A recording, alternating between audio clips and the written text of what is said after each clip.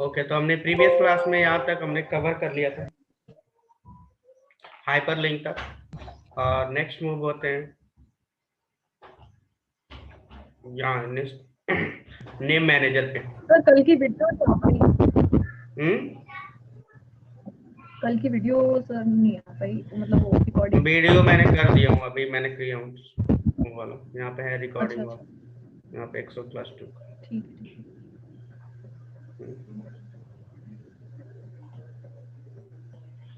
ठीक है, तो मूव होते हैं नेम मैनेजर। अब नेम मैनेजर बेसिकली क्या होता है कि जैसे कि यदि किसी चीज को, रेंज को हमें क्या करना है, एक तरह से नेम देना है। इस रेंज को हमें एक तरह से नेम देना है, इस रेंज को। जैसे या तो हम कोई भी फॉर्मूला लगाते हैं, या तो हम क्या करते हैं, जैसे कि एक एग्जांपल के तौर पर, जैसे मान लो एक फॉर्मूला हमने लगाया यहाँ पे, काउंट काउंट ए। तो काउंट ए क्या करता है, count the number of cells in a range that are not empty. तो ये काउंट करेगा, जो भी जिस रेंज को हमने सेलेक्ट करेंगे उस रेंज में ये क्या करेगा, काउंट करेगा कितने हैं, यानी नेम, एम्प्लॉय नेम कितने हैं। इसको मैं एंटर कर दूंगा तो ये क्या करेगा, काउंट करके दिखा दिया। यहाँ पे मैंने सेलेक्ट किया तो ये कितना आ रहा है हमारा, 8 काउंट आ रहा है नीचे।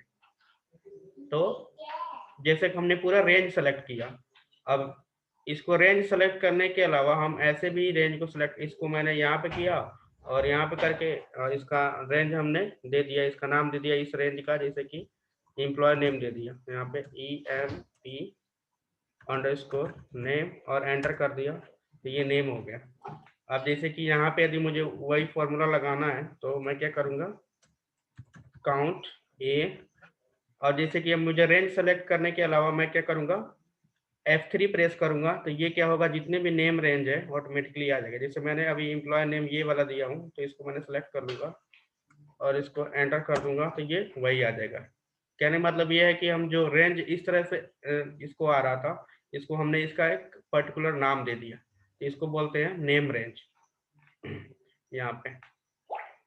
तो बेसिकली यहाँ पे क्या है, नेम मैनेजर। तो नेम मैनेजर क्या है, एक तरफ से टूल है, जो कि ये कहाँ पे फाइंड करेगा, फॉर्मूला टैब में जाने के बाद यहाँ पे है नेम मैनेजर। तो नेम मैनेजर में जितने भी हमने डिफाइन किया नेम को, वो क्या करेगा, इसमें शो, वो एक तरफ से शो करेगा। जैसे अभी मैंने क्रिएट किया था ये वाला एम्प्लॉय नेम, तो ये जो रेंज हमारा था इस सीट का, उसका एक तरफ से नाम दे दिया एम्प्लॉय नेम। एक तरफ से इस रेंज का पर्टिकुलर हमने रीनेम कर दिया employ_name, EMP_name यहाँ पे।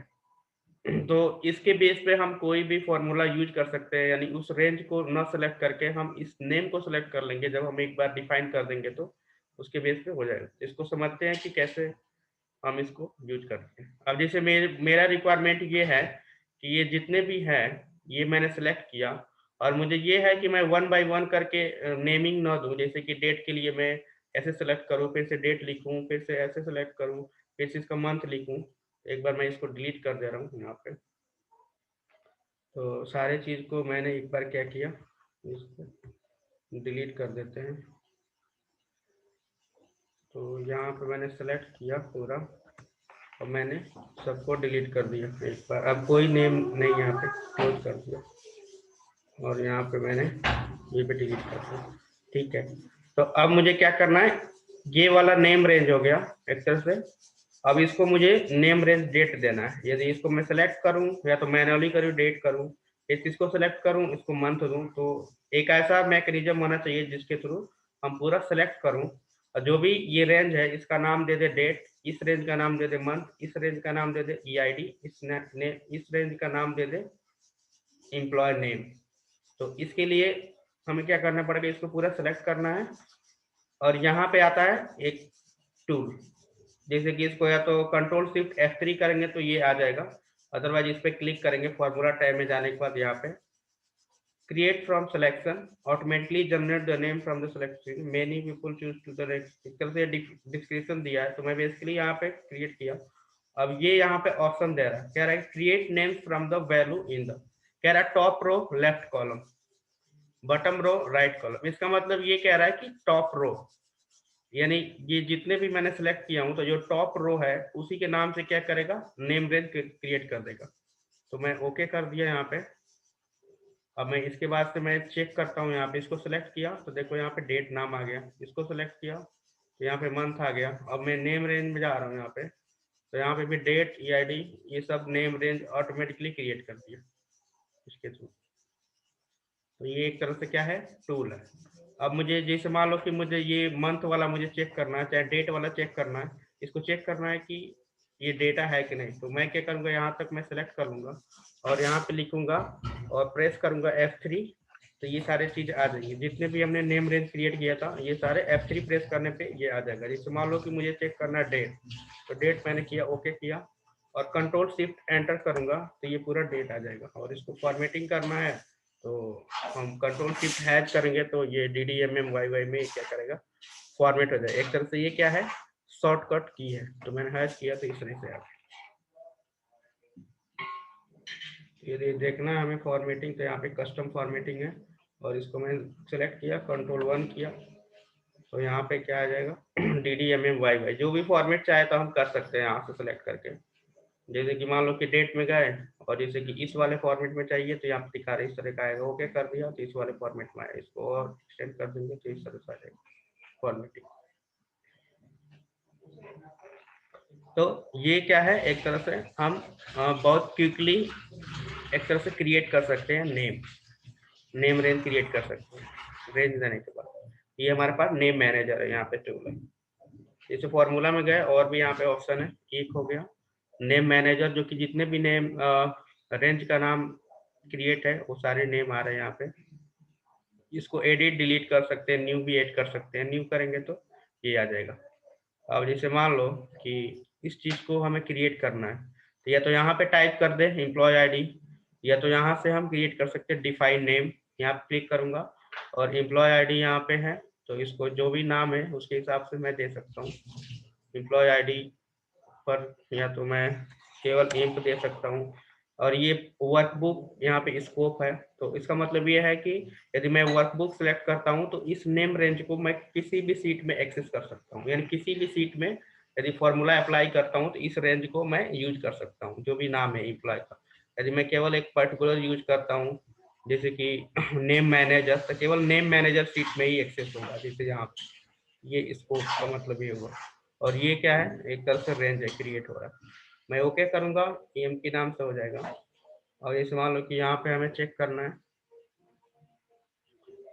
यहाँ पे मैंने सेलेक्ट किया और मैंने किया EMP, ऑटोमेटिकली आ गया, कंट्रोल एंटर। ये कंट्रोल एंटर तो नहीं होगा, कंट्रोल शिफ्ट एंटर करना पड़ेगा। ये गलत हो गया, कंट्रोल शिफ्ट एंटर। पहले एक बार डिलीट कर देता हूँ और यहाँ पे किया EMP हो गया, कंट्रोल शिफ्ट एंटर तो आएगा। चलते आगे जो भी है, यहाँ पे लिखा है ना कंट्रोल शिफ्ट F3, तो ये शॉर्टकट है क्रिएट फ्रॉम सिलेक्शन के लिए। जैसे कि यहाँ पे जा रहे हैं, यहाँ पे कंट्रोल शिफ्ट F3 आ रहा है, तो जैसे ये वाला आ जाएगा विंडो। यहाँ तक क्लियर है ना? सर इसका यूज क्या है वैसे? इसका यूज ये है, जब हम फॉर्मूला लगाते हैं तो बार बार हमें क्या करना पड़ता है कि रेंज को हमें सेलेक्ट करना पड़ता है। जैसे फॉर्मूला यूज करूंगा तो उस केस में उसको और उस रेंज को हम कोई नाम दे देंगे, तो बस F3 करेंगे वो नेम आ जाएगा। बार बार हमें रेंज को सेलेक्ट करने की जरूरत नहीं है। ओके ओके ओके ओके, ठीक है। और भी इसका यूज है, लेकिन अभी फिलहाल के लिए फॉर्मूला में यूज होता है। जब भी हम फॉर्मूला करते हैं तो रेंज ना सेलेक्ट करके एक बार रेंज क्रिएट कर देंगे तो ऑटोमेटिकली।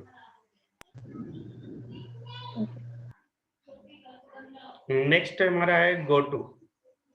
तो गोटू बेसिकली क्या होता है, जैसे मान लो कि बहुत सारे हमारे पास लार्ज डेटा है और हमें फाइंड करना है कि A1, जैसे कि S1, जैसे कि हमें फाइंड करना है AX1 सेल पे जाना है। तो हमें या तो हम ऐसे करके फाइंड करेंगे, या तो इसको स्क्रॉल करेंगे, यहाँ पे ऐसे स्क्रॉल करके जाएंगे AX1। जैसे मान लो कि AZ फाइंड करना है यहाँ पे, तो एक ऐसे किए तो AZ फाइंड हो गया। बहुत सारे डेटा है, एकदम लार्ज डेटा है जिसमें हमें कॉलम को फाइंड नहीं कर पा रहे हैं। तो या तो उस तरह से हमें कॉलम को फाइंड करना है, तो मैं क्या करूंगा, या तो कीवर्ड शॉर्टकट कंट्रोल G करूंगा, या तो यहाँ पे जाऊंगा होम पे और यहाँ पे लिखा ना फाइंड एंड सेलेक्ट, तो यहाँ पे लिखा है ना गो टू, तो यहाँ पे कंट्रोल जी शॉर्टकट की है, कंट्रोल जी करूंगा तो ये आ जाएगा। जैसे गो टू पे क्लिक किया तो ये कह रहा है कि रेफरेंस। अब जैसे मान लो कि मुझे जाना है AZ1 सेल पे जाना है, मैं ओके करूंगा तो ये लेके चला जाएगा AZ1 पे। अब जैसे मान लो कि कंट्रोल जी मैंने किया, यानी एक तरह से ये फाइंड करने के लिए एड्रेस है, सेल का एड्रेस, और मुझे जाना है BV 30 पे, तो ओके किया तो यहाँ पे आ गया। एक तरह से ये जो भी सेल का एड्रेस है वहां पे फाइंड करने के लिए। कंट्रोल होम करूंगा तो ये चला जाएगा यहाँ पे। तो गो टू क्या है, कीवर्ड शॉर्टकट कंट्रोल जी, और यहाँ से भी हम फाइंड कर सकते हैं गो टू, और कीवर्ड शॉर्टकट F5, तो या तो सेकेंड है F5 में यहाँ पे करता हूँ तो F5 से भी आ जाएगा और कंट्रोल जी से भी आ जाएगा। तो ये बेसिकली क्या करता है, यहाँ पे लिखा है इसका definition, to move the cell cursor to a particular cell, enter the cell address in the reference text box and click the okay. Excel automatically list the address of the last 4 cell or cell range that you specified in the go to list box. तो basically normal देखा जाए तो बस ये cell address को find करता है और कुछ नहीं। यहाँ पे गो टू, तो इसमें भी यदि हमें कुछ फाइंड करना है तो यहाँ वैसे तो बस एक सेल में मेनली यूज होता है हमें सेल रेफरेंस को फाइंड करने के लिए। यहाँ पे गो टू स्पेशल में देखते हैं। अब एक नेक्स्ट टूल होता है हमारा गो टू स्पेशल। तो गो टू स्पेशल को हम समझते हैं क्या वर्क करता है। अब जैसे हमारे पास ये डेटा है, तो गो टू स्पेशल क्या होता है, the go to special function in Excel allow you to quickly select all cell that meet the certain criteria। तो बेसिकली ये क्या करता है गो टू स्पेशल, ये हमारे पास ये डेटा है, इस डेटा में बहुत सारे सेल में क्या है कमेंट है, किसी सेल में हमारे पास फॉर्मूला लगा है, किसी सेल में एरर है जो फॉर्मूला लगा हुआ है, कोई हाईलाइटेड है, कोई हाईलाइटेड नहीं है, कोई ब्लैंक है। तो इस तरीके से डिफरेंट डिफरेंट एक तरह से सेल में वैल्यू कंटेन है। तो हमें रिक्वायरमेंट ये है कि मुझे केवल ये जो कमेंट है उसी को ही मुझे केवल सेलेक्ट करना है। तो कैसे सेलेक्ट करेंगे, तो या तो हम इसको इसको सेलेक्ट कर लिया पूरा, मुझे केवल कमेंट वाला ही सेलेक्ट होना चाहिए। तो इसके लिए मैं जाता हूँ यहाँ पे, और यहाँ पे लिखा है गो टू स्पेशल, और मैं केवल कमेंट यहाँ पे सेलेक्ट करूंगा। तो यहाँ पे देखा जाए तो कमेंट कहाँ पे है, तो इसमें हमें केवल ये हमारा कांस्टेंट और current region object column list, इसमें column difference project difference last data validation.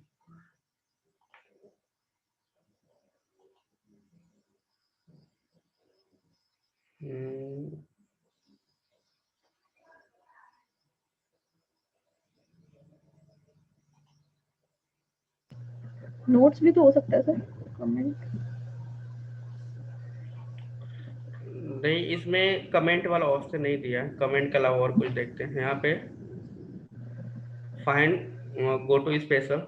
अब जैसे मुझे केवल इसमें जो भी ब्लैंक है उसको सिलेक्ट करना है, तो यहाँ पे जो ऑप्शन दिया वही एप्लीकेबल है। तो यहाँ पे लिखा है ब्लैंक, तो मैंने ब्लैंक पे, जब मैं ब्लैंक पे सिलेक्ट करता हूँ तो जहाँ जहाँ ब्लैंक होगा बस उसी को ही सिलेक्ट कर लेगा। ये जहाँ पे ब्लैंक था बस उसी को ही सिलेक्ट कर लिया। और जैसे इसमें इसको सिलेक्ट किया और यहाँ पे फाइंड और गो टू स्पेशल।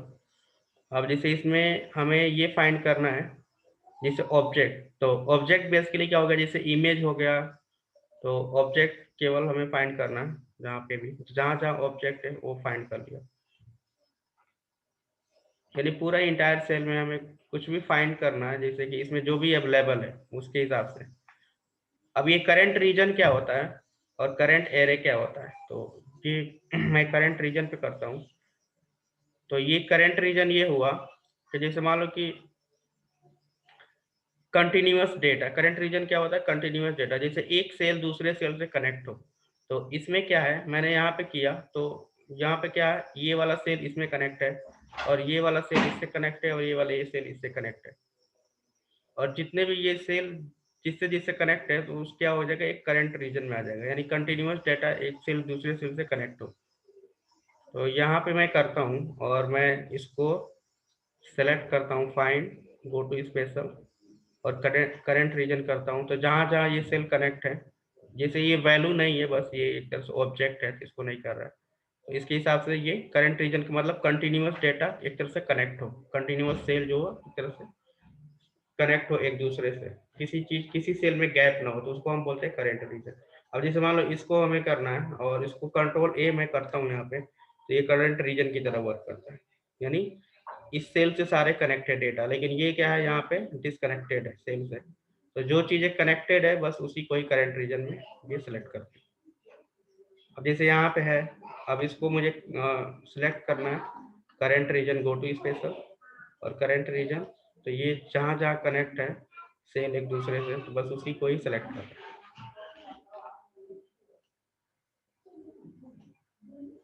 और नेक्स्ट देखते हैं, ये करंट रीजन हो गया, फिर से करंट एरे हो गया। तो करंट एरे इसमें है नहीं, जिसमें हमारा एरे फॉर्मूला यूज हो वो करंट एरे पर देखते हैं इसमें है कि नहीं एरे, इसमें नहीं हो। तो यहाँ पे ले लेते हैं,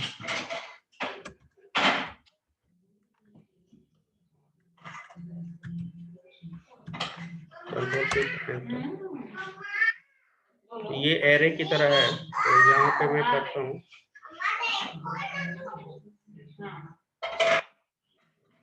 करंट एरे,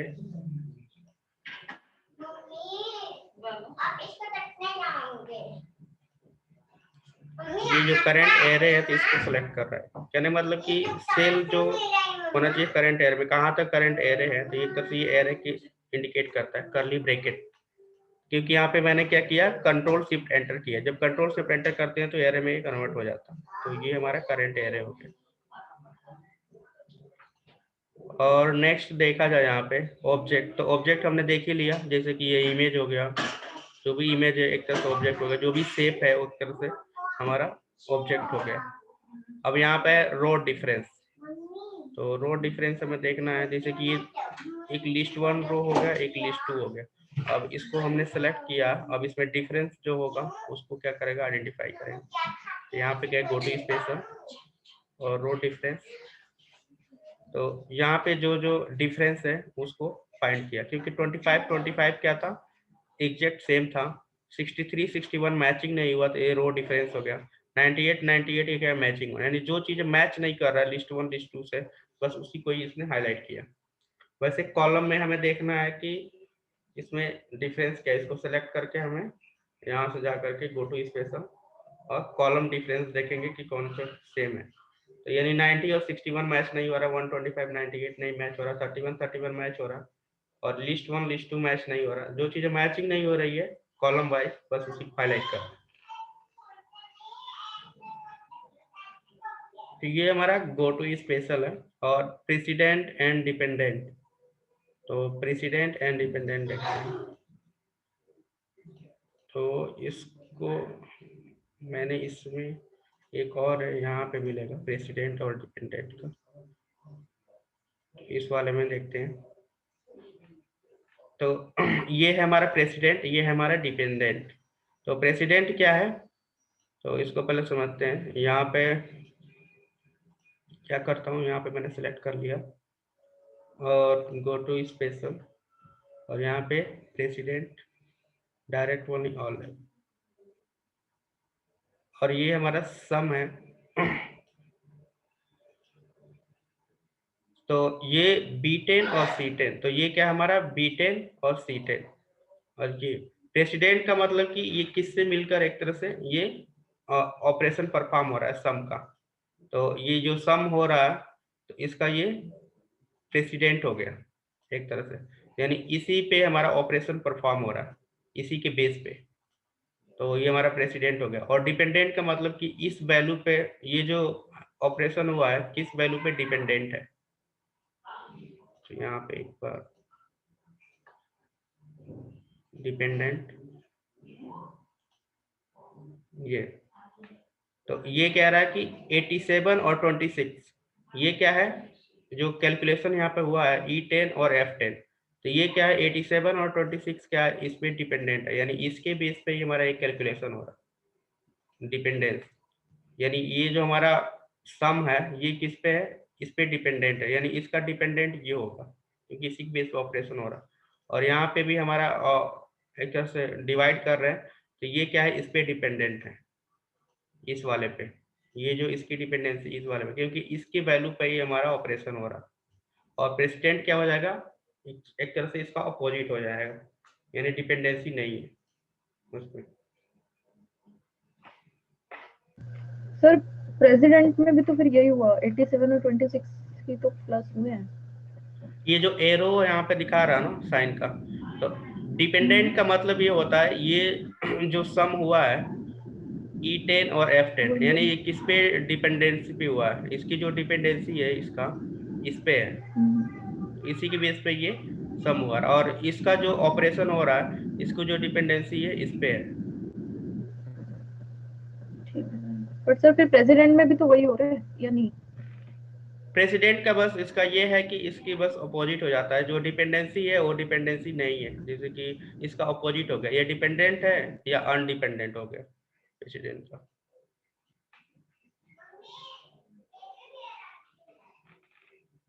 इसमें ज्यादा कुछ करने की जरूरत नहीं है, ज्यादा फोकस नहीं, बस ये देखना है कि प्रेसिडेंट और डिपेंडेंट, तो इस बस एक तरह से ये फीचर है, तो बस यहाँ पर हो रहा है, लेकिन ज्यादा इतना यूजफुल नहीं है, फॉर्मूला वाले में ज्यादा यूजफुल है। और इसमें और देखते हैं, इसमें कुछ और है, देख लेते हैं, गो टू स्पेशल। अब जैसे dependent class cell visible cell only, तो यहाँ पे अभी तो फिल्टर करेंगे तो विजिबल होगा, तो उसके केस में हमारा होगा, यदि मैं यहाँ पे फिल्टर लगाता हूँ कंट्रोल शिफ्ट एल,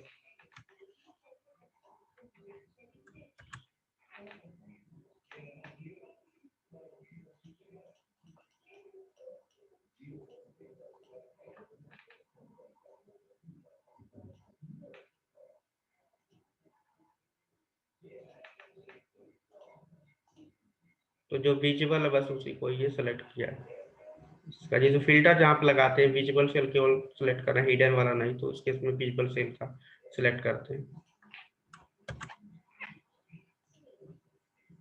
और इसमें ऐसे कुछ visible conditional formatting data validation, अब इसमें डेटा वैलिडेशन कर दिया, मैं सिलेक्ट करना है, go to special data validation,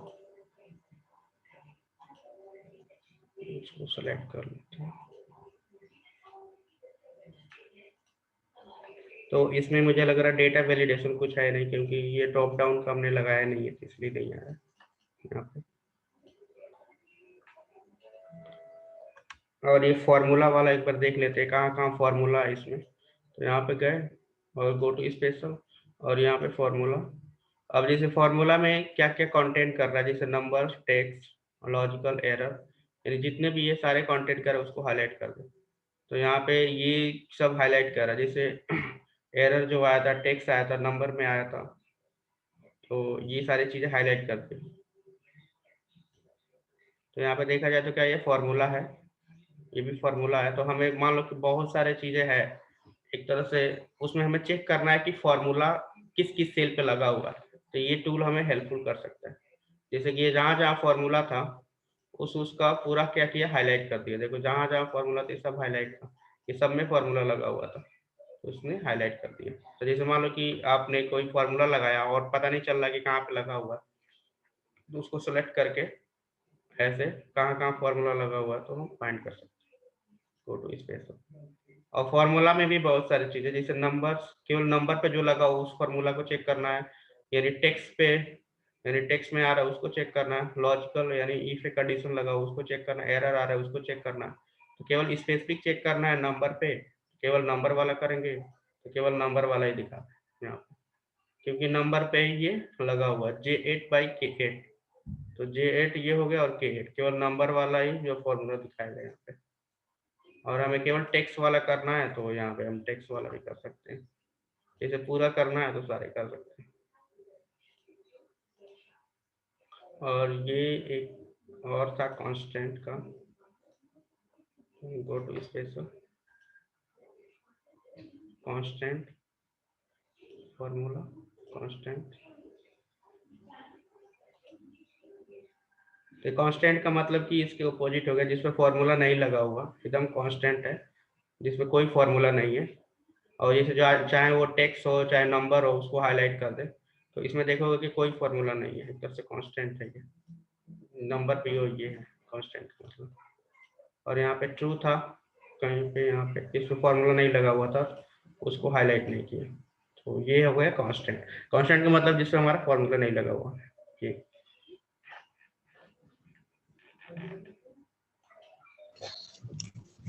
sir एक बार करंट एरे बता देना दोबारा से। करंट एरे एक बता रहा हूँ,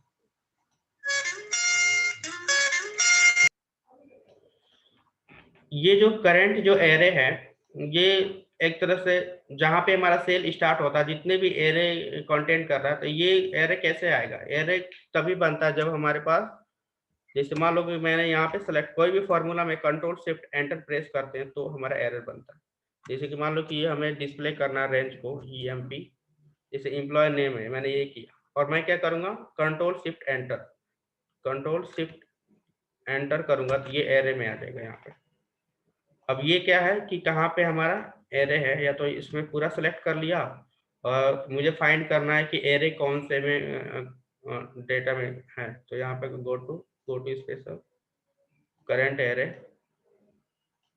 तो ये ऐसे नहीं काम कर रहा है।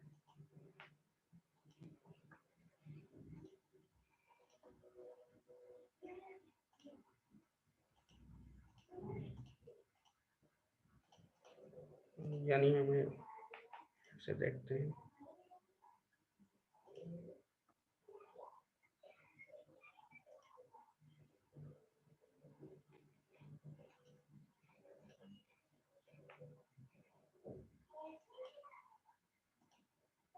यानी मतलब ये तभी वर्क करेगा जब एक सेल हो कहाँ तक ये एरे लगा हुआ है, बस इसी केस में कर रहा है वर्क। इस पे करंट एरे तो यहाँ पे किया तो ये एरे इस पे लगा हुआ तो यहाँ तक ही कर, तो इस वाले में जितने भी कनेक्ट होंगे इस वाले में एक अलग सेट हो गया, ये एरे का एक अलग सेट हो गया। तो करंट का मतलब कि जहाँ से हमारा सेल स्टार्ट हो रहा है वो कहाँ तक हमारा एरे करंट है, यानी इस एरे में कहाँ तक है डेटा लगा हुआ है फॉर्मूला, बस उसी को फाइंड कर सेलेक्ट कर रहा है यहाँ पे, यानी करंट एरे कर दिया तो केवल इसी सेट को किया। ये आगे पढ़ेंगे एरे कैसे हम करते हैं, कि सम प्रोडक्ट में हम पढ़ेंगे फॉर्मूला में। इसके बाद वाला फॉर्मूला है, ये तो हमारा एक तरह से बेसिक था, एक तरह से टूल था एक्सेल का जो यूज करते हैं मोस्टली फाइंड करने के लिए। अब इसके बाद जो नेक्स्ट क्लास है वो हमारा है फॉर्मूला, तो इसको क्लोज कर देते हैं।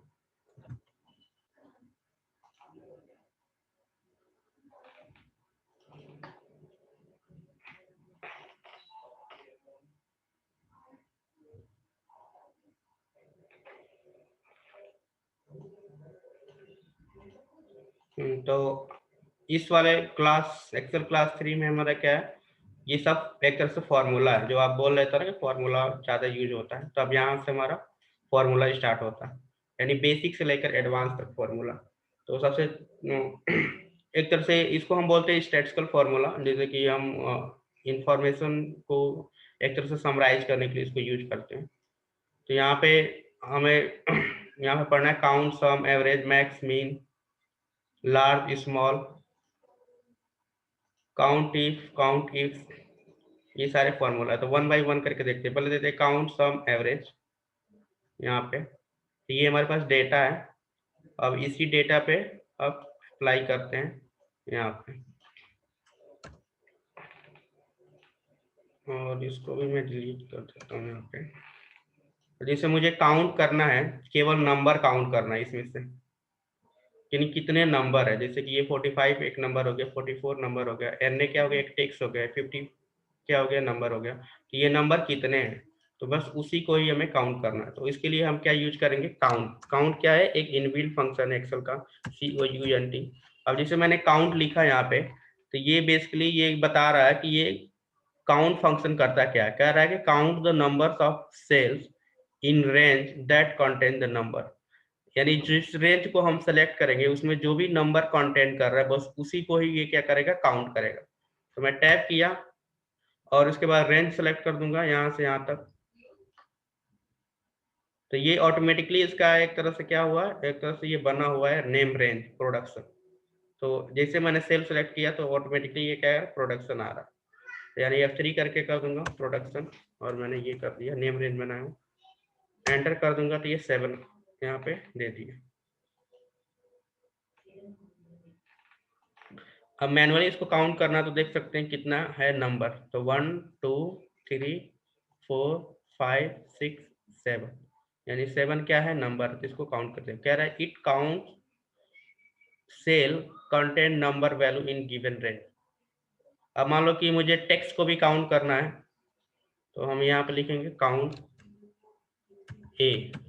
A formula. तो यहाँ पे बता रहा है count the number of cell in range that are not empty, यानी जो भी ब्लैंक है उसको छोड़ के सारे को काउंट करेगा। काउंट ए एक फॉर्मूला, टैप किया और मैं प्रोडक्शन बस लिख दूंगा यहाँ पे, टैप करने के बाद PROD प्रोडक्शन। अब इजी हो गया लगाना फॉर्मूला, बार बार रेंज चेंज करने की जरूरत नहीं है। अब मैं एंटर कर दूंगा यहाँ पे 10। तो ब्लैंक को छोड़ करके ये क्या हमारा 10 है। तो 1 2 3 4 5 6 7 8 9 10 हो गया। अब मुझे केवल ब्लैंक काउंट करना कितना है, तो 1 2 3 4 5, यानी 5 ब्लैंक है। तो हम ब्लैंक फॉर्मूला लगा देंगे, काउंट यहाँ पे ब्लैंक। ये काउंट से रिलेटेड इतने सारे फॉर्मूला आ रहे हैं, काउंट ब्लैंक, और रेंज हम क्या कर देंगे, प्रोडक्शन बस यहाँ पे कर दिया, एंटर कर दिया, ये आ गया 5। Count the blank cell in given range.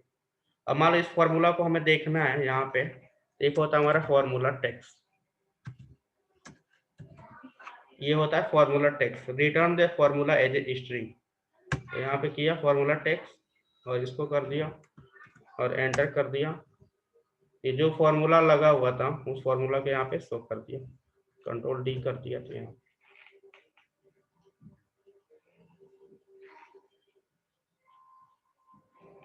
वैसे मान लो कि यहाँ पे सम करना है, तो सम तो वैसे कर सकते हैं। जैसे यहाँ पे सम करना है तो यहाँ पे सम, तो यहाँ जैसे मैंने सम लिखा तो जितने भी सम से रिलेटेड है फॉर्मूला सब आ रहा है यहाँ पे, जैसे कि सम इज सम प्रोडक्ट, जितने सम है वो सारे। ये क्या कह रहा है, add the numbers in a range of cell. तो ये जितने भी नंबर होंगे बस उसको ऐड करेगा। तो यहाँ पे मैंने PROD प्रोडक्शन और मैंने इसको एंटर कर दिया तो 281 आ गया यहाँ पे, यानी जितने नंबर था सबको सेव करने के बाद इतना आ रहा है यहाँ पे। और फिर से वैसे एवरेज फंक्शन है यहाँ पे, तो इसको डिलीट करते हैं और यहाँ पे एवरेज। अब जैसे एवरेज से रिलेटेड जितने हैं फंक्शन यहाँ पर आ रहा है एवरेज, तो ये क्या, return the average arithmetic mean of its argument which can be number. कहने मतलब कि ये एवरेज निकाल के देगा।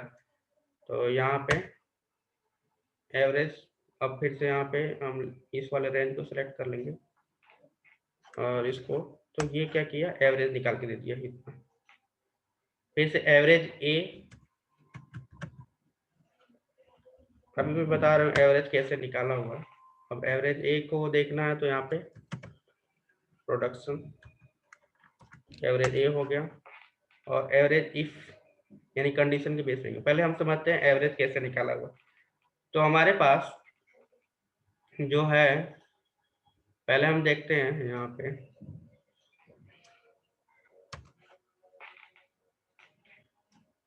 एवरेज कैसे निकालते हैं। पहले हम टोटल करते हैं और नंबर्स ऑफ जो भी आइटम है उससे क्या करते हैं, एक तरह से डिवाइड करते हैं। तो इस वाले के केस में यदि मैं देखूं यहाँ पे टोटल हमारा कितना है, सम ये है, और नंबर्स ऑफ पूरा काउंट कितना है, एक सेवन काउंट है, तो यदि मैं 7 से करता हूँ तो ये 40.1 आ रहा है यहाँ पे।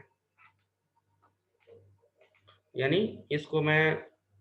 इसको डेसिमल में डिक्रीज करता हूँ तो वही आ रहा है 14.14। तो इसको थोड़ा सा ये लेते हैं, तो ये आ गया एवरेज।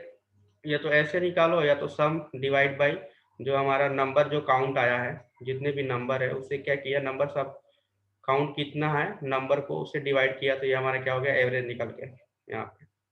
और वैसे एवरेज ए निकाला हुआ, तो एवरेज ए निकालने के लिए हमारे पास सम है ही है यहाँ पे, और डिवाइड बाई ये जो हमारा 10 है काउंट ए, ये कर दिया तो 28.1 आ गया। तो इसका मतलब ये है कि काउंट ए का मतलब कि जितना सम हुआ और टोटल जितने काउंट हुआ यानी टेक्स्ट को लेकर के नंबर्स ऑफ काउंट उसे डिवाइड किया तो ये हमारा एवरेज ए निकला। और एवरेज इफ कंडीशन लगा के हम एवरेज इफ निकाल सकते हैं। जैसे कि यहाँ पे एवरेज इफ कह रहा है find the average arithmetic mean, यानी कंडीशन के बेस पे। ये कह रहा है रेंज, तो रेंज मैंने ये सिलेक्ट कर लिया, और इसके बाद कॉमा, दूसरा क्राइटेरिया, रेंज हो गया, कह रहा है क्राइटेरिया एवरेज रेंज, रेंज और क्राइटेरिया, तो यहाँ पे रेंज हो गया और यहाँ पे क्राइटेरिया दे सकते हैं कॉमा करके। तो क्राइटेरिया इसमें क्या हम दे सकते हैं, जैसे मुझे केवल जो एवरेज निकालना है यानी 45 30, तो यहाँ पे क्राइटेरिया दे सकते हैं यानी 35 से एबव वाला ही केवल हमें रेंज निकालना है। 35 ग्रेटर देन 35,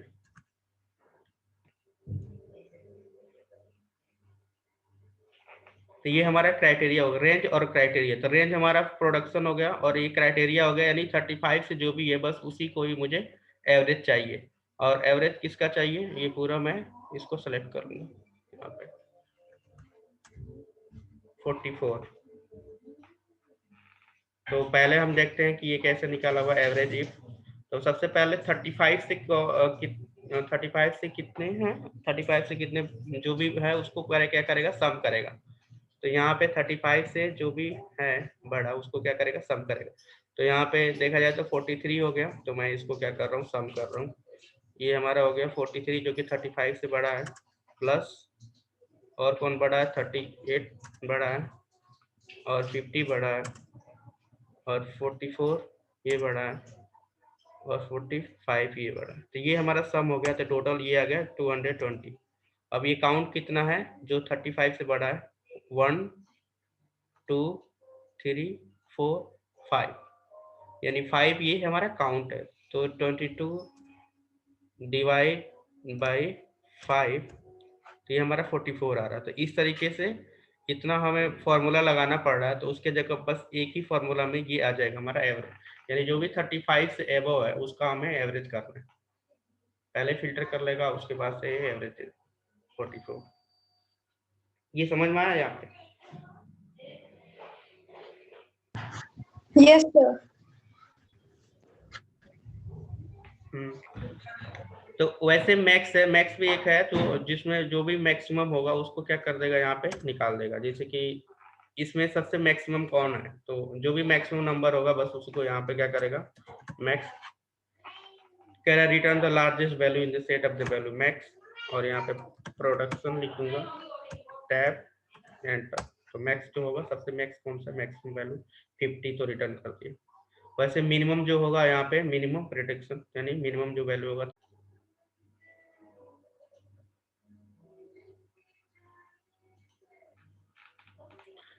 ठीक है।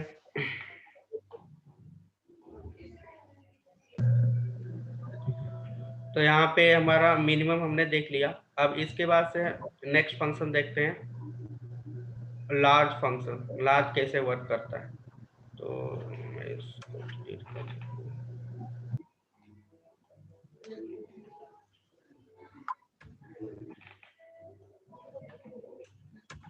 अब मेरा रिक्वायरमेंट यहाँ पे ये है कि जो टॉप 3 प्रोडक्शन है, यानी टॉप 3 प्रोडक्शन, यानी किसका कौन सा एम्प्लॉय है जो कि सबसे ज्यादा टॉप 3 प्रोडक्शन किया है। तो यहाँ पे एक हमारे पास एक इनबिल्ट फंक्शन होता है लार्ज, तो मैंने यहाँ पे लार्ज लिखा, तो ये कह रहा है return the kth largest value in the data set for example जैसे लार्ज लिख दिया। एरे, एरे का मतलब कि ये हमारा रेंज, जैसे मान लो प्रोडक्शन, ये हमारा हो गया रेंज, कॉमा, यानी सबसे हाईएस्ट वैल्यू चाहिए तो मैं 1 दूंगा, फर्स्ट रैंक आएगा। यदि मैं सेकंड चाहिए तो मैं 2 लिखूंगा, तो मुझे केवल सबसे हाईएस्ट चाहिए तो 1 करूंगा यहाँ पे, तो ये हमारे पास 50 आ गया यहाँ पे।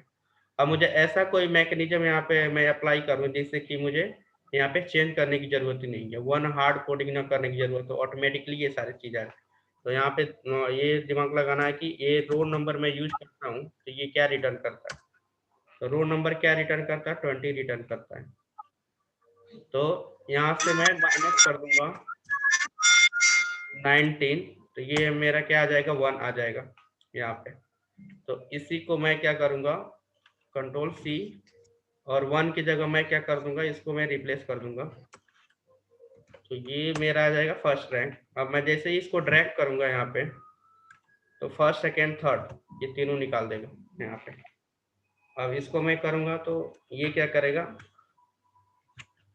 फर्स्ट सेकेंड थर्ड आ जाएगा इस तरीके से। तो यहाँ पे क्या हुआ, लार्ज हमने यूज किया प्रोडक्शन, फिर से रो नंबर ये रिटर्न किया 20, उसमें से माइनस 19 कर दिया तो 1 किया, यहाँ पे 2 किया, यहाँ पे 3 किया।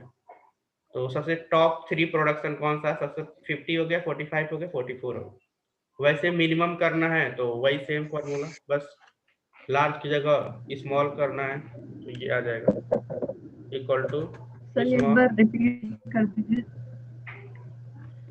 ठीक है, तो अब इसको हमें चेक करना है कैसे वर्क करता है।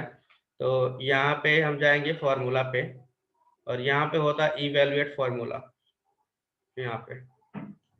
अब ये रो नंबर क्या है, इनबिल्ट फंक्शन है, तो मैं इवेलुएट करूंगा तो ये 20 रिटर्न किया रो नंबर, और माइनस 19 जाएगा तो क्या होगा 1, यहाँ पे 1 आ गया, ये हो गया। अब इसको चेक करना कि कैसे वर्क करता है, तो इवेलुएट पे गए, अब लार्ज यहाँ पे प्रोडक्शन इवेलुएट, ये हमारा रेंज आ गया, ये जो भी T5 से 19 रेंज हो गया, और row number 19 evaluate next 20 minus 19, तो ये हमारा 1 आ जाएगा, तो यहाँ पे 1 आ गया। और लार्ज यानी सबसे हाईएस्ट लार्जेस्ट कौन सा नंबर है, फर्स्ट का मतलब 1, और इसके बाद से ये रिटर्न कर देगा 50। इस तरीके से हम चेक कर सकते हैं कैसे वर्क करता है फॉर्मूला स्टेप बाय स्टेप। तो लार्ज का मतलब ये हुआ कि यदि फर्स्ट देंगे तो सबसे हाईएस्ट लार्जेस्ट करेगा, सेकंड देंगे तो सेकंड हाईएस्ट प्रोडक्शन देगा नंबर, थर्ड देंगे तो थर्ड हाईएस्ट नंबर देगा। तो फिफ्थ देखो तो फर्स्ट हमने दिया है तो फर्स्ट वाला हाईएस्ट नंबर फिफ्थ है, 50 हो गया। सेकंड वाला 45 हो गया, इससे छोटा कौन है 55 से, 50 से 45 है, तो इस तरीके से दे रहा है। वैसे हमें स्मॉलेस्ट चेक करना है तो वही सेम फॉर्मूला SMAL स्मॉल, अब एक ही बार डायरेक्टली हम लगा सकते हैं। अब एरे करना है तो हमने प्रोडक्शन यहाँ पे कर दिया टैब कॉमा, और रो नंबर हमें पता ही है, रो माइनस 19, और इसको हम कर देंगे तो ये हो गया 30, सबसे स्मॉलेस्ट नंबर डी, ये आ गया सबसे स्मॉलेस्ट 30, इससे इससे इससे थोड़ा सा बड़ा कौन सा 31 38, तो स्मॉलेस्ट सबसे स्मॉलेस्ट फाइंड करेगा, फिर से सेकेंड स्मॉलेस्ट कौन सा है, थर्ड स्मॉलेस्ट कौन सा है, ऐसे। और इसको हमें देखना है कि फॉर्मूला क्या लगा हुआ है, तो यहाँ पे हम फॉर्मूला टेक्स्ट और इस चीज को कर देंगे यहाँ पे ये दिखा देगा कैसे फॉर्मूला लगा हुआ है।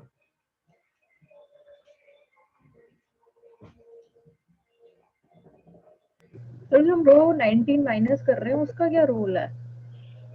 उसका रोल ये है कि यदि मैं नहीं यहाँ पे करता हूँ तो मैं क्या करूँगा, यहाँ पे इसको 1 बाई 1 करके मुझे चेंज करना पड़ेगा। जैसे मैंने 1 किया, ठीक है, तो फिर से मैं इसको कंट्रोल D करता हूँ तो हर में 1 आ रहा है, तो फिर से मैं क्या करूँगा, यहाँ पे फिर से जाऊँगा, यहाँ पे चेंज करूँगा 2, फिर से यहाँ पे जाऊँगा मैनुअली, यहाँ पे 3, ऐसे। तो ऐसे करके हमें मैनुअली हर फॉर्मूला पे जाके चेंज करना पड़ेगा।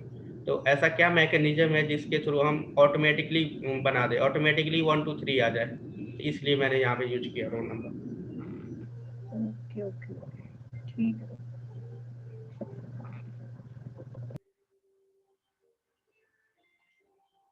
अब नेक्स्ट हमारा है काउंट इफ और काउंट इफ्स। अभी तो हम बहुत बेसिक चीजें पढ़ रहे थे, अब धीरे धीरे क्या होता है यहाँ पे कंडीशन लगा के हमें चेक करना पड़ेगा यहाँ पे। तो जैसे ये हमारे पास ये है और आउटपुट यहाँ पे हमें लेके आना है। अब मुझे ये काउंट करना है यहाँ पे,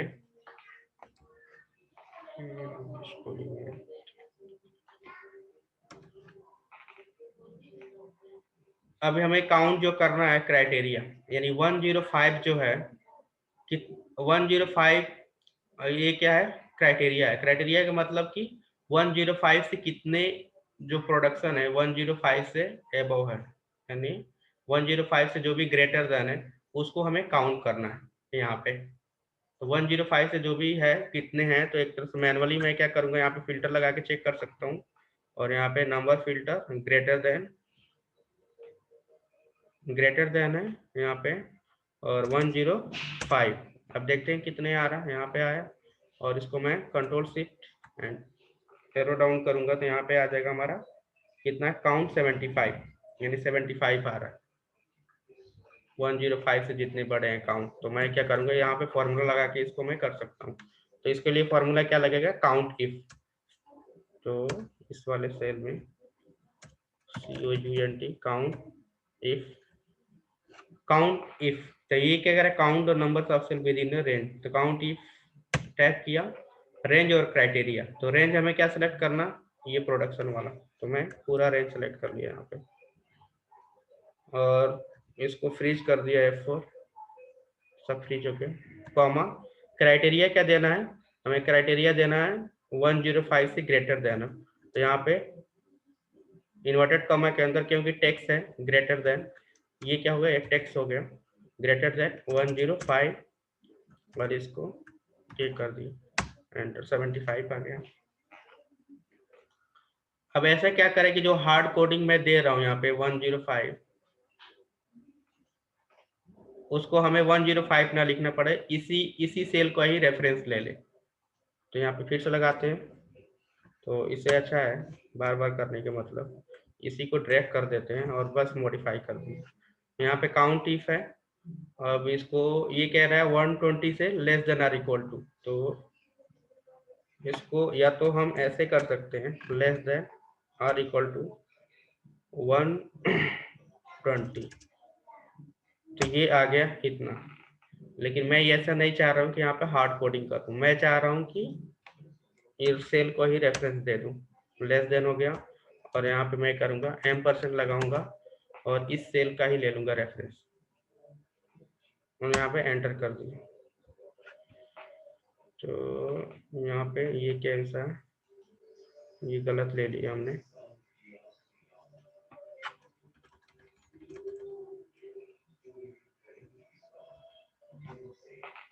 यहाँ पे 120, तो यहाँ पे हमने इस सेल का ले लिया ये वाला J7 पे है less than or equal to और यहाँ पे M% और 120 एंटर, तो ये आ गया 148। तो कहने मतलब कि यदि इसको चेक करना है तो हम इवेलुएट फॉर्मूला पे जा करके इवेलुएट करेंगे। तो देखो तो जो स्टेप इन 121 स्टेप आउट, यहाँ पे गए इवेलुएट फॉर्मूला। अब जैसे कि यहाँ पे जो है J7 है तो इसकी क्या होगा वैल्यू चेंज हो जाएगी। तो J7 कहाँ पे है हमारा इस वाले में, तो J7 क्या है less than or equal to, तो J7 की जगह क्या हो जाएगा वैल्यू आ जाएगा less than or equal to, ये वाला evaluate less than or equal to. फिर से M% है, M% क्या करता है कॉन्केटनेट करता है यानी दोनों को जोड़ता है। इवेलुएट किया तो I7 पे क्या है 120, I7 पे क्या है 120, तो ये I7 की जगह जो भी वैल्यू है 120 आ जाएगा, तो 120। अब M% क्या करेगा इसको ऐड करेगा इवेलुएट, तो less than or equal to 120 जो कि पहले वाला मैंने लिखा था वैसे ही आ गया। अब ये क्या करेगा फॉर्मूला रिटर्न कर देगा आउटपुट इस तरीके। वैसे इसको हमें करना है तो 93 और इसको मैं ऐसे ही ड्रैग कर दूंगा तो इस वैसे ही आ जाएगा 130। तो इसमें भी देखा था J8I8, तो J8I8 तो हमें बार बार लगाने की जरूरत नहीं है। इसको भी इवेलुएट करके चेक कर सकते हैं। ग्रेटर देन 93, यानी 93 से ग्रेटर देन इवेलुएट कर दिया, ये 130 आ गया इस तरीके से। और फॉर्मूला हमें देखना है तो वहाँ पे फॉर्मूला टेक्स्ट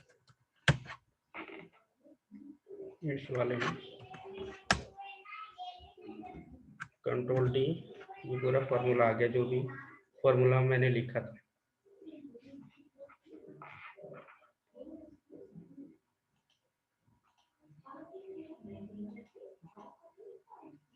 अब यहाँ पे थोड़ा सा कॉम्प्लेक्सिटी और बढ़ रहा है। काउंट इफ्स का मतलब कि यहाँ पे हमने काउंट इफ लगाया, इसका मतलब कि एक ही क्राइटेरिया दे सकते हैं, केवल ये क्राइटेरिया दे सकते हैं। लेकिन काउंट इफ्स में हम मल्टीपल क्राइटेरिया दे सकते हैं, जैसे कि यहाँ ये भी क्राइटेरिया हो गया, ये भी क्राइटेरिया हो गया, ये भी क्राइटेरिया हो गया। तो इसका मतलब ये है कि मुझे स्टार्ट डेट और एंड डेट इसके बीच में जो भी आ रहा है उसको टीम लीड को काउंट करना है, कितने टीम लीड है, यानी कितने रिकॉर्ड्स है इस बीच में, ये और ये क्राइटेरिया के साथ। तो यहाँ पे यदि मैं लिखता हूँ काउंट इफ, तो यहाँ पे क्या कह रहा है, केवल एक ही क्राइटेरिया आ रहा है, रेंज और क्राइटेरिया। लेकिन मेरे पास कितने क्राइटेरिया है, 3 है।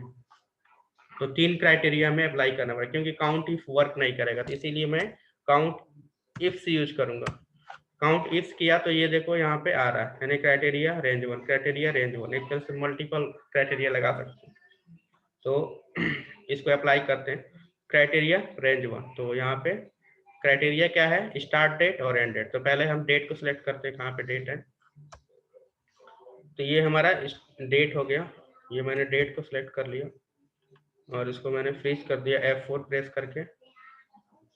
अब ये क्राइटेरिया क्या है, क्राइटेरिया और रेंज 1, तो ये क्राइटेरिया हो गया कॉमा, तो ये criteria range, criteria range 1, criteria 1 का क्राइटेरिया रेंज 1। यहाँ पे क्राइटेरिया मैं क्या दूंगा, यानी स्टार्ट डेट ये होना चाहिए। तो इसी को मैं क्या करूंगा, यहाँ पे ये सेलेक्ट कर लूंगा, तो यहाँ पे हो गया स्टार्ट डेट। तो स्टार्ट डेट से क्या होना चाहिए, greater than or equal to, तो यहाँ पे हमें लगाना पड़ेगा इसको इन्वर्टेड कॉमा में, greater than or equal to यहाँ पे और M% कॉन्केटनेट कर देंगे, यानी स्टार्ट डेट के बराबर और इससे बड़ा और एंड डेट से लेस देन। तो इसको कॉपी किया, Ctrl+C, और फिर से कॉमा किया, तो कह रहा है क्राइटेरिया रेंज टू क्राइटेरिया। तो क्राइटेरिया रेंज ये हो गया और क्राइटेरिया 2 ये हो गया लेस देन, यानी एंड डेट का लेस देन। तो इसके जगह मैं सेलेक्ट कर लूंगा ये वाला, और यहाँ पे ग्रेटर देन की जगह मैं less than or equal to कर दूंगा। ये हमारा हो गया क्राइटेरिया 2।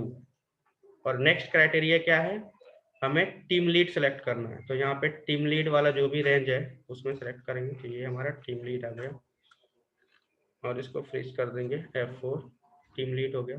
और इसकी क्राइटेरिया क्या है, ये हमारे टीम लीड वाला जो है ये वाला वैल्यू है K12, और इसको मैंने क्लोज किया, एंटर किया, ये 22 आ गया, यानी इस वाला टीम लीड।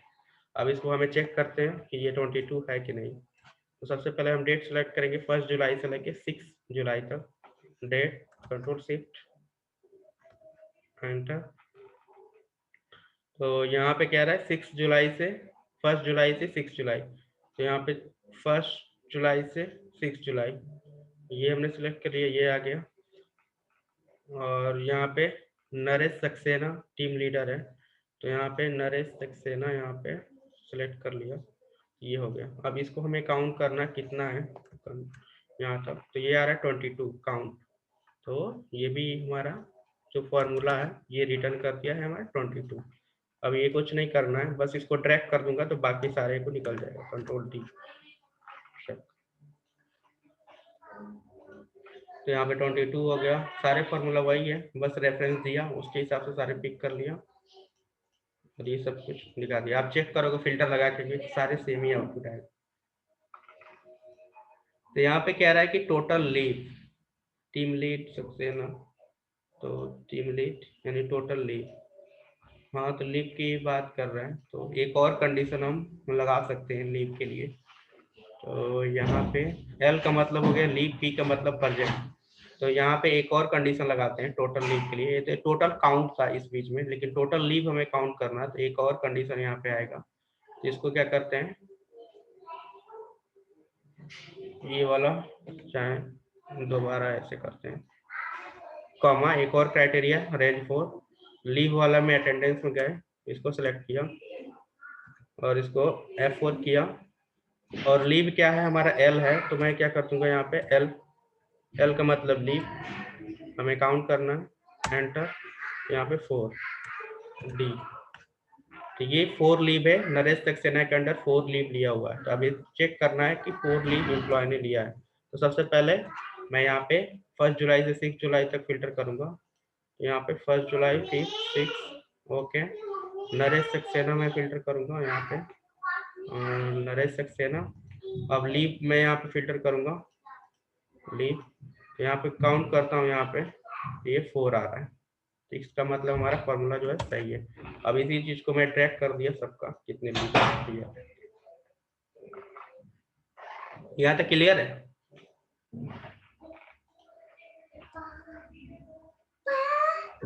सर एक बार रिपीट कर देना दोबारा से।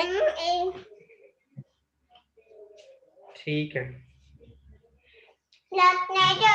पापा तो इसको समझने के लिए हमें कुछ नहीं करना है, एक तरह से फॉर्मूला ये बना हुआ है। अब ये कैसे वर्क करता है, बस यहाँ पे गए इवेलुएट, फिर से रिपीट कर दे रहा हूँ, उसके बाद इवेलुएट कर रहा हूँ। यहाँ पे मैंने क्या किया, पहले हमें देखना था कि डेट, क्योंकि स्टार्ट डेट और एंड डेट, तो इसको जनरली हम क्या करते हैं कि स्टार्ट डेट का मतलब कि ग्रेटर देन और इक्वल टू, यानी फर्स्ट डेट जो है यानी इससे ग्रेटर देन और इक्वल टू होना चाहिए, और 6 जुलाई से लेस देन और इक्वल टू। जब ये ऐसा करेंगे तो हमारे इस रेंज में आ जाएगा।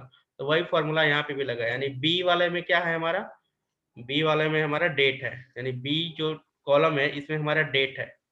तो बेसिकली हमने यहाँ पे यही किया कि बी वाला पहले सेलेक्ट किया रेंज, और इसमें हमने कंडीशन रखा जो कि स्टार्ट डेट क्या होना चाहिए, ग्रेटर देन होना चाहिए और इक्वल टू, यानी 1 जुलाई से बड़ा और इसके बराबर। फिर से सेकेंड कंडीशन क्या है, एंड डेट से लेस देन और इक्वल टू, इसके बराबर और इससे कम एंड डेट से। तो ये हमारा ये कंडीशन हो गया। दूसरा कंडीशन ये हो गया less than or equal to, दूसरे वाले डेट को एंड डेट से less than or equal to. तीसरा कंडीशन हो गया हमारा टीएल का, जो कि टीएल K12 वाला है, जैसे ये टीम लीड वाला हो गया, और इसमें ये team lead Naresh Saxena match करे, तो ये कंडीशन हो गया। थर्ड कंडीशन हो गया हमारा जी वाला कॉलम, तो जी वाला में हमारा अटेंडेंस है, और इसमें क्राइटेरिया हमें क्या करना है, बस लीव वाला काउंट करना था, हमने एल यहाँ पे दे दिया, इसके बेस पे ये क्या किया, काउंट कर दिया। अब ये वर्क कैसे करता है, तो बस यहाँ पे गए, सेलेक्ट किए सेल को, इवेलुएट फार्मूला, और यहाँ पे अब इवेलुएट करेंगे तो ये क्या करेगा, चेक करेगा एक एक। तो यहाँ पे जो भी रेफरेंस दिया था उसकी वैल्यू चेंज हो जाएगा, ये डेट हो गया, डेट से बड़ा, फिर से ये वाला डेट चेंज हो जाएगा, उसके बाद ये दे देगा।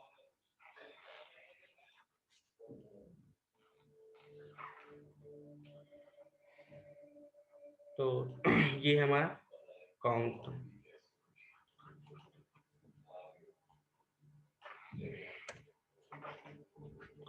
तो ये हमारा यूजफुल सिंबल है यहाँ पे, जैसे कि लेस देन, ग्रेटर देन और इक्वल टू, लेस देन और equal to, not equal to, for blank, exclamation symbol इसको बोलते हैं, कर्ली ब्रैकेट इसको बोलते हैं, बिग ब्रैकेट, स्मॉल ब्रैकेट इसको टाइल्ड सिंबल बोलते हैं, इसको एपस्ट्रॉफी बोलते हैं, इसको हैश बोलते हैं, इसको एट द रेट ऑफ बोलते हैं, क्वेश्चन मार्क, एस्ट्रिक बोलते हैं, एम्परसेंट बोलते हैं, कैरेट बोलते हैं, अंडरस्कोर, ये सारे आपके कीबोर्ड में हैं। तो बेसिकली ये फॉर्मूला भी यूज होता है, तो इसलिए इसका इंडिकेशन है इसलिए। अब यहाँ पे हमें काउंट के यूज करके हमें यहाँ पे ये लगाना है। तो यहाँ पे ये कह रहा है कि ये हमारे पास डेटा है, यहाँ पे ये कह रहा है कि count the cell having the text only. तो यहाँ पे जो भी टेक्स्ट है बस उसी को ही काउंट करना, जैसे नंबर को काउंट नहीं करना, तो जो भी टेक्स्ट में है बस उसी को ही हमें काउंट करना है। टेक्स्ट का मतलब कि यहाँ पे मैंने किया और होम पेज पे गया, तो ये जनरल दिखा रहा है, लेकिन ये टेक्स्ट का मतलब कि नंबर ना हो, केवल टेक्स्ट को ही काउंट करना। तो हमें पता ही है काउंट इफ का यूज करना है, हमें काउंट ए नहीं यूज करना है, काउंट इफ नॉट यूज करना। तो यहाँ पे लिखा COUNT काउंट, और इफ और मैंने रेंज को ये क्या किया, सिलेक्ट कर लिया और इसको F4 कर दिया और यहाँ पे मैंने स्टार ब्रैकेट में स्टार कर दिया। तो ये क्या करेगा, ये पूरा जो भी टेक्स्ट है इसको काउंट कर यहाँ पे 54। यदि मैं इसको चेक करता हूँ तो यहाँ पे तो ये हमारा नंबर है, तो इसको मैं हटा देता हूँ।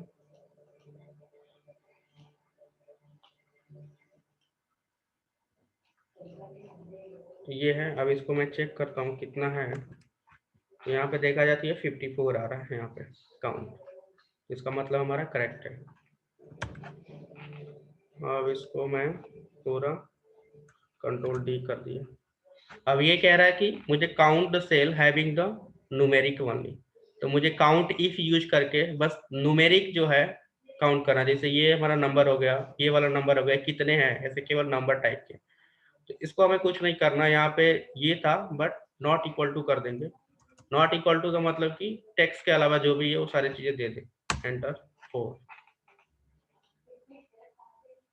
नॉट इक्वल टू यहाँ पे दिया हो ना सिंबल, नॉट इक्वल टू, यानी टेक्स्ट के अलावा जो है नॉट इक्वल टू, यानी टेक्स्ट के अलावा यहाँ पे आ जाए। यदि मैं बेसिकली यहाँ पे भी यदि मैं करता हूँ केवल नंबर ही, तो इसके अलावा और कुछ नहीं है, बस नंबर है। तो 1 2 3 4, एक तरह से ये 4 है, ये आ गया।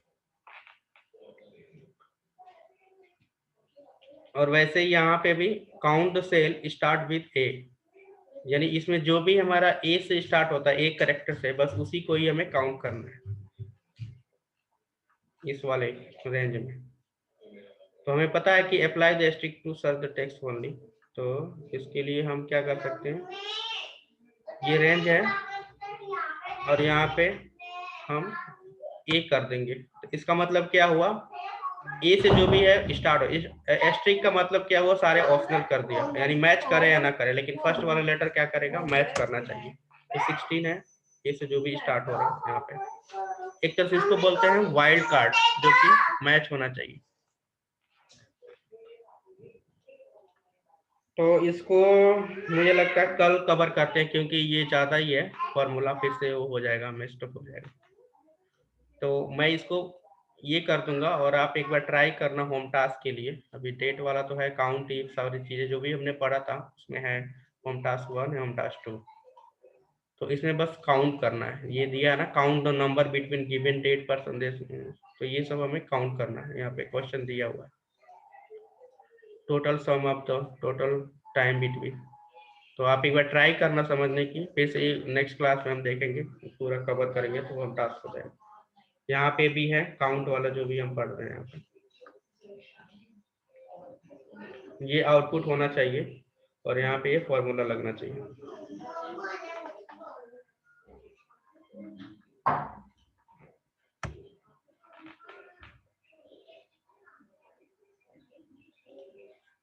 तो अभी तक हमने कहाँ तक कवर किया, ये वाला अभी जो कवर हुआ है सम ये यहाँ से हमें करना है एक तरह से। ये मैं कल कवर करूँगा, क्योंकि इसमें थोड़ा दिमाग लगेगा, वो फिर से क्योंकि मिस्टेक हो जाएगा, इतने सारे हमने किया है।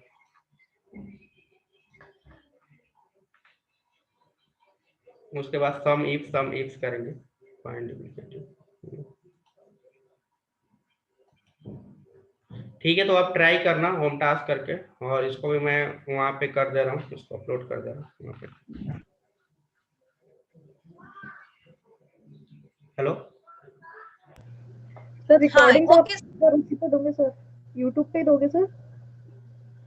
ये तो यहाँ पे मैंने तो ये तो है, तो यह तो आप डाउनलोड कर सकते हो। यूट्यूब पे मैं देखता हूँ, क्योंकि वो प्राइवेट हमें करना पड़ेगा यूट्यूब पे, एक बार मैं टाइम निकल कर लोकल वाला ही है सर? हम्म। ओके ओके, वन ड्राइव पे रखा हुआ है ना आपने?